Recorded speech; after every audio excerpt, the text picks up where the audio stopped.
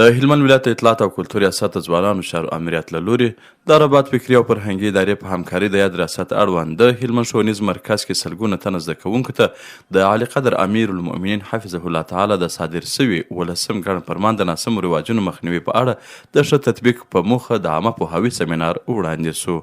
په سیمینار کې د ځوانانو چارو امیر مولوي سلطان محمد حنیف د رباط فکري او فرهنګي ادارې استازي خادم الاسلام مولوي صاحب سلګونه تنه زده کوونکو او عامو ځوانانو ګډون کړی و. په پیل کې د ځوانانو چارو امیر ښاغلي حنیف راغلو زده کوونکو طالب العلمانو او عامو ځوانانو ته ښه راغلاست وایه او د ناسمو رواجونو د مخنیوي په برخه کې یې بشپړ معلومات تشریح کړله. نوموړي د اعلی قدر امیر المؤمنین حفظه الله تعالی ورعاله لخوا صادر سوي 15 مادیزه فرمان په تفصیل سره تشریح کړ. په یاد فرمان کې د خیښۍ، ودونو، مصیبتونو، حج او عمرې څخه د راستنېدو سره تړلي ناسم رواجونه منع سوي دي. ورپسې د رباط فکري او فرهنګي ادارې استازي ښاغلي خادم الاسلام ویل چې په ټولنه کې ځوانان ښه انقلاب هغه وخت رامنځته کولی سي چې ټولنه کې د ناسمو رواجونو په وړاندې مبارزه وکړي او هغه څه ترسره کړي کوم چې شریعت رابللي وي.